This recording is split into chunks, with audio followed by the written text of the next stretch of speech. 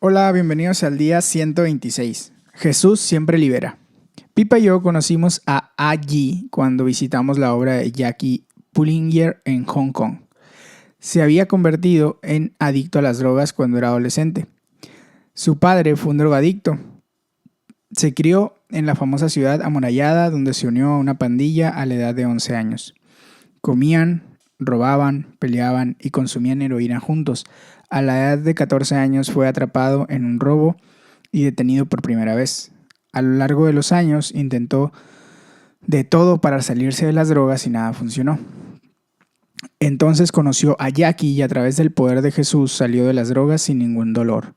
Desde entonces se ha convertido en uno de los líderes de la obra de Jackie en Hong Kong y ha entrenado a muchas personas para orar por los enfermos y trabajar con los pobres. Él es un ejemplo de los millones de personas, o de las millones de personas, que Jesús ha librado de la adicción haciéndolos libres. Jin ha pasado el resto de su vida dando testimonio de su Salvador. Salmo 56 del 1 al 13.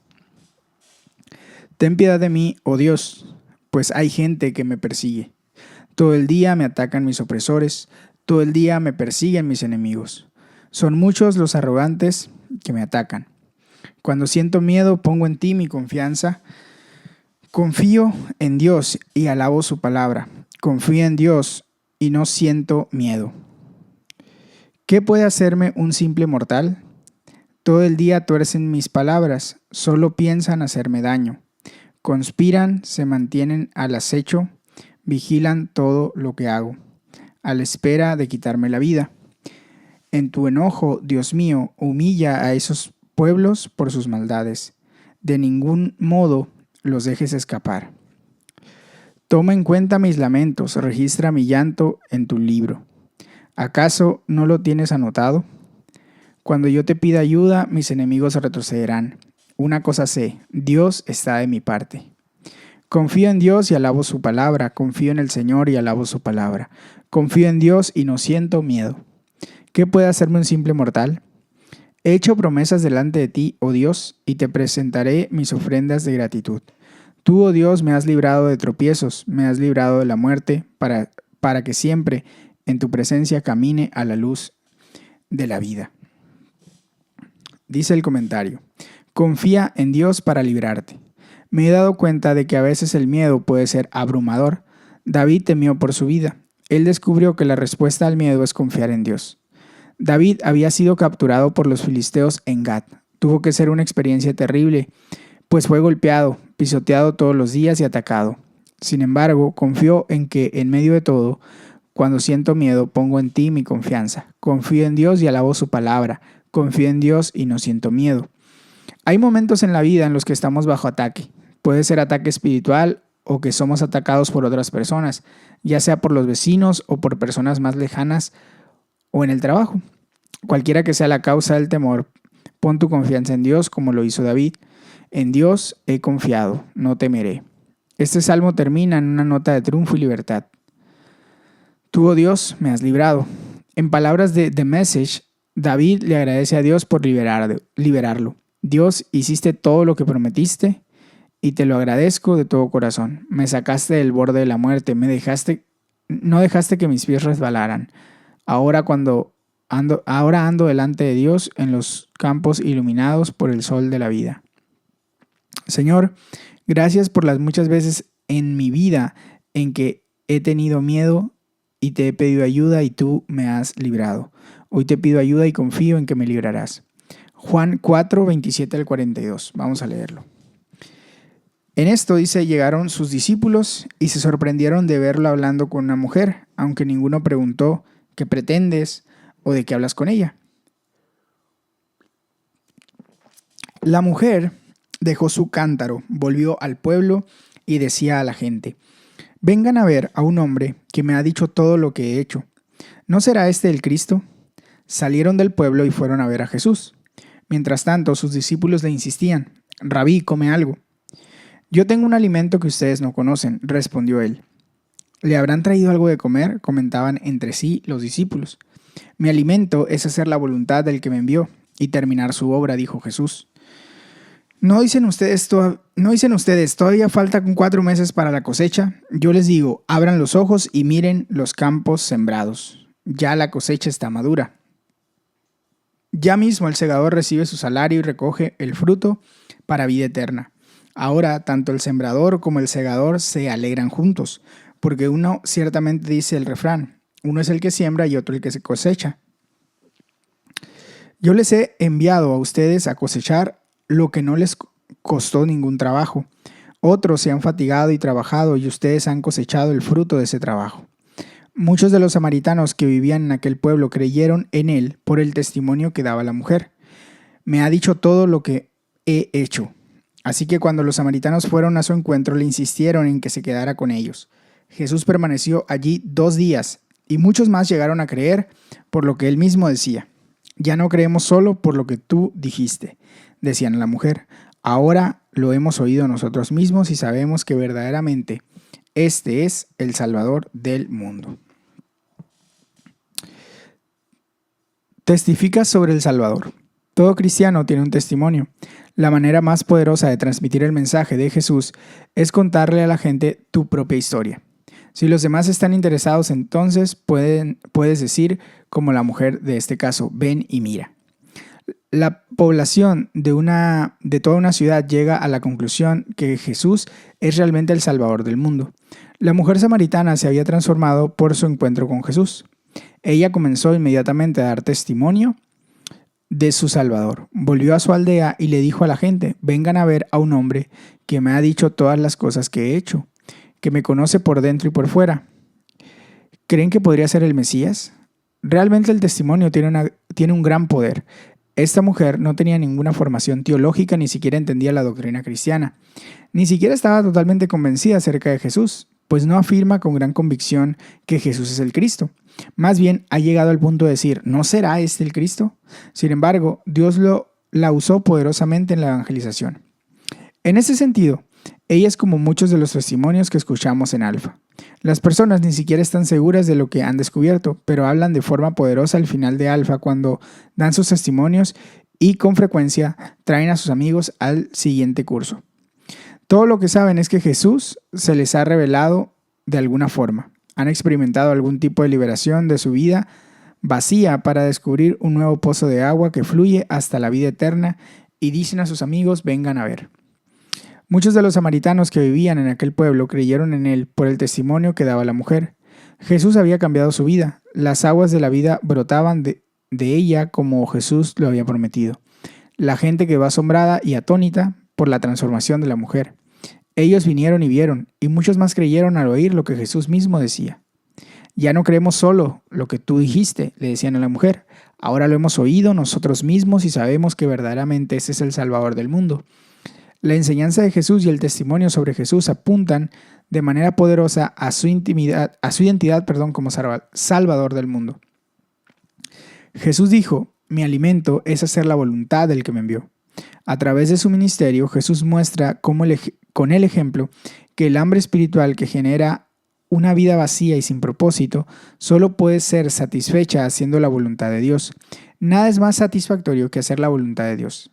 Estar donde Él quiere que estés y hacer lo que Él quiere que hagas.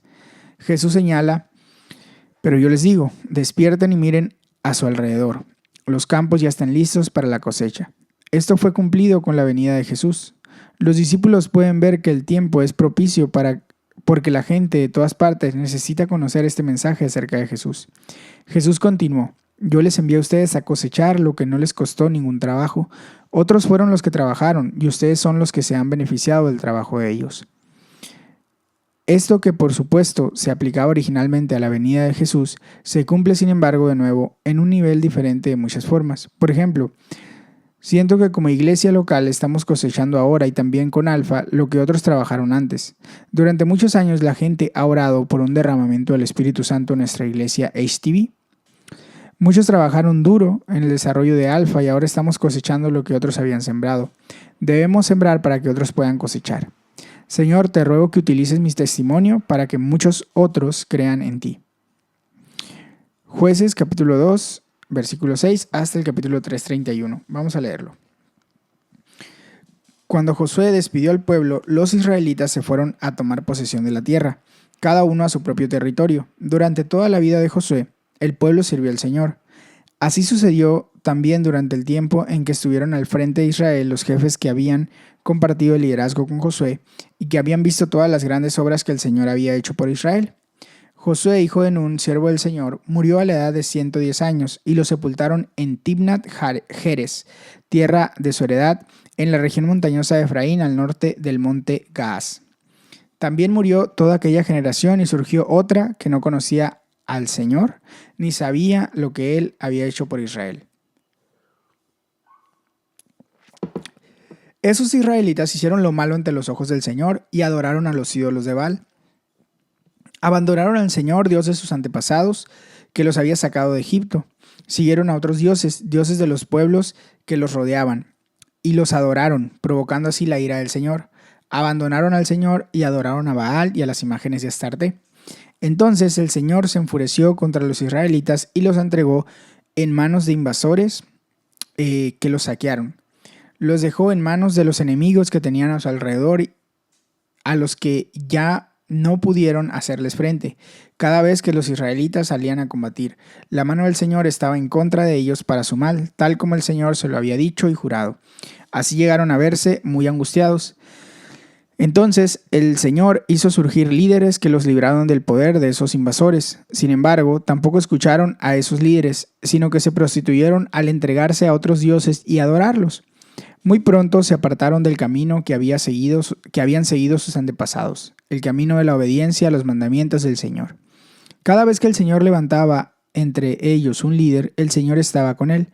Mientras ese líder vivía, los libraba del poder de sus enemigos, porque el Señor se compadecía de ellos al oírlos gemir por causa de quienes los oprimían y afligían.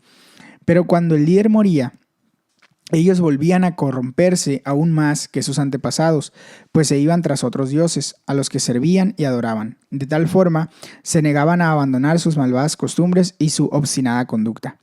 Por eso el Señor se enfureció contra Israel y dijo: puesto que esta nación ha violado el pacto que yo establecí con sus antepasados y no me han obedecido, tampoco yo echaré de su presencia a ninguna de las naciones que Josué dejó al morir. Las usaré para poner a prueba a Israel y ver si guarda mi camino y anda por él, como lo hicieron sus antepasados. Por eso el Señor dejó en paz a esas naciones, no las echó enseguida ni las entregó en manos de Josué. Jueces capítulo 3. Las siguientes naciones son las que el Señor dejó a salvo para poner a prueba a todos los israelitas que no habían participado en ninguna de las guerras de Canaán. Lo hizo solamente para que los descendientes de los israelitas, que no habían tenido experiencia en el campo de batalla, aprendieran a combatir. Quedaron los 5 gobernantes de los filisteos, todos los cananeos, los sidonios y heveos que vivían en los montes del Líbano, desde el monte Baal Hermón hasta Lebo Hamat. Allí los dejó el Señor para poner a prueba a los israelitas, a ver si obedecían sus mandamientos que Él había dado a sus antepasados por medio de Moisés. Los israelitas vivían entre cananeos, hititas, amorreos, fereceos, heveos y jebuseos. Se casaron con las hijas de esos pueblos y a sus propias hijas las casaron con ellos y adoraron a sus dioses. Los israelitas hicieron lo malo ante los ojos del Señor, se olvidaron del Señor su Dios y adoraron a las imágenes de Baal y de Aserá. El Señor se enfureció contra Israel a tal grado que los entregó en manos de Cusán Risatayín, rey de Aram Naharayín, a quien estuvieron sometidos durante 8 años. Pero clamaron al Señor y Él hizo que surgiera un libertador, Otoniel, hijo de Kenaz, hermano menor de Caleb, y Otoniel liberó a los israelitas. El espíritu del Señor vino sobre él y así se convirtió en un líder de Israel y salió a la guerra. El Señor entregó a Cusán Risatayín, rey de Aram, en manos de Otoniel, quien prevaleció sobre él. El país tuvo paz durante 40 años, hasta que murió Otoniel, hijo de Kenaz. Una vez más, los israelitas hicieron lo malo ante los ojos del Señor. Entonces, por causa del mal que hicieron, el Señor les dio poder sobre ellos a Eglón, rey de Moab. Luego de aliarse con los amonitas y los amalecitas, Eglón atacó a Israel y se apoderó de la ciudad de las palmeras. Los israelitas estuvieron sometidos a Eglón, rey de Moab, durante 18 años. Los israelitas volvieron a clamar al Señor y el Señor levantó un libertador, Ahod, hijo de Gerá, de la tribu de Benjamín, quien era zurdo. Por medio de él los israelitas enviaron tributo a Eglón, rey de Moab. Ahod se había hecho un puñal de doble filo como de un codo de largo, el cual sujetó a su muslo derecho por debajo de la ropa. Le presentó el tributo a Eglón, rey de Moab, que era muy gordo. Cuando Ahod terminó de presentárselo, se fue a despedir de los hombres que habían transportado el tributo, pero luego se regresó desde las imágenes de piedra que estaban cerca de Gilgal y dijo: Majestad, tengo un mensaje secreto para usted. Silencio, ordenó el rey. Y todos los servidores se retiraron de su presencia. Entonces Ahod se acercó al rey, que estaba sentado solo en la habitación del piso superior de su palacio de verano, y le dijo: Tengo un mensaje de Dios para usted. Cuando el rey se levantó de su trono, Ahod extendió la mano izquierda, sacó el puñal que llevaba en el muslo derecho y se lo clavó al rey en el vientre. La empuñadura se hundió tras la hoja a tal punto que ésta salió por la espalda. Además, Ahod no sacó el puñal, ya que éste quedó totalmente cubierto por la gordura. Luego de cerrar y atracar las puertas de la habitación del piso superior, Ahod salió por la ventana. Cuando ya Ahod se había ido, llegaron los siervos del rey y al ver atracadas las puertas de la habitación del piso superior, dijeron: Tal vez está haciendo sus necesidades en el cuarto interior de la casa. Y tanto esperaron que se sintieron desconcertados. Al ver que el rey no abría las puertas de la habitación, las abrieron con una llave. Allí encontraron a su señor tendido en el piso, ya muerto. Mientras esperaban, Ahod se escapó. Pasó junto a las imágenes de piedra y huyó a Seirat. Cuando llegó allí, tocó la trompeta en la región montañosa de Efraín y los israelitas descendieron de la montaña con él a la cabeza. Síganme, les ordenó, porque el Señor ha entregado en manos de ustedes a sus enemigos, los moabitas. Bajaron con él y tomando posesión de los cruces del Jordán que conducían a Moab, no dejaron pasar a nadie. En aquella ocasión derrotaron a unos 10,000 moabitas, todos robustos y aguerridos. No escapó ni un solo hombre. Aquel día Moab quedó sometido a Israel y el país tuvo paz durante 80 años. Después de Ahod, el siguiente fue Samgar, hijo de Anat, quien derrotó a 600 filisteos con una vara para arrear bueyes. También él liberó a Israel. Jueces, el comentario dice así: agradece a Dios por los líderes que liberan. Vemos en este pasaje un patrón recurrente que recorre todo el libro de Jueces: desobediencia. Después de ello se levantó otra generación que no conocía al Señor ni la obra que él había hecho por Israel. Abandonaron al Señor, se fueron tras otros dioses, entre los dioses de los pueblos que estaban en sus alrededores, a los cuales adoraron. Desastre. La respuesta de Dios fue permitir el desastre para que ellos pudieran volver a Él. El Señor los entregó en manos de invasores. Los vendió a sus enemigos. Angustia. Comprensiblemente, esto dejó al pueblo muy angustiado. Liberación. Cuando se metieron en problemas, clamaron al Señor y Él hizo surgir jueces que los libraron. La palabra traducida juez, shofet, tiene un significado amplio en hebreo. También puede significar libertador, es decir, cualquiera que trae justicia o hace las cosas bien. El primero de estos libertadores es Otoniel. El Espíritu del Señor vino sobre él. Otoniel fue ungido por el Espíritu de Dios y fue esta unción la que permitió liberar al pueblo y establecer 40 años de paz. Sin embargo, el pueblo entró en desobediencia y desastre una vez más y clamó a Dios por un libertador. Dios entregó al pueblo de una forma asombrosa, aunque bastante desagradable. Ahod debió haber sido un hombre muy valiente y valeroso para caminar solo en territorio enemigo con un puñal oculto. Fue una locura hacer esto, pero el hecho era que Dios estaba con él y fue notablemente exitoso. Una vez más, la tierra tuvo paz, esta vez por 80 años. A veces Dios usa personas que no son parte de su pueblo para liberarlo. Samgar quizá fue un cananeo, era un hombre poderoso, derrotó a 600 filisteos con una vara para arrear bueyes. También él liberó a Israel. Estos líderes solo trajeron paz temporal mientras ese caudillo vivía. Todo esto solo prefigura de manera un tanto turbia e inadecuada la gran obra de Jesús, el Salvador del mundo. Jesús es el gran libertador. A través de su muerte y resurrección nos ha liberado. Él es tu Salvador. El Espíritu Santo vive ahora en ti. Él te da poder y sabiduría para que tú también puedas marcar la diferencia con tu vida. Señor, elevo mi clamor para que me liberes de todas las dificultades, los problemas y los miedos que hoy enfrento. Te alabo y te agradezco por tu gran liberación a través de mi Salvador Jesucristo. Pipa añade, con Ahod, Dios erige un libertador zurdo. Soy zurda, así que esto me hace sentir reafirmada. Traté de averiguar la ventaja de ser zurdo en esta historia y cómo la maniobra habría funcionado como Ahod extendió la mano izquierda, sacó el puñal que llevaba en el muslo derecho y se lo clavó al rey en el vientre. Es un poco repugnante leerlo como la espada desaparece completamente en el enorme vientre del rey y lo mata. Sin embargo, el resultado fueron 80 años de paz. Esto seguro fue una cosa buena. Hasta aquí llega la lectura del día 126. Espero que esté siendo de edificación para tu vida. Que Dios siga obrando en ti, que sigamos creciendo espiritualmente, que el Espíritu Santo nos siga hablando. Que Dios te bendiga. Hasta mañana.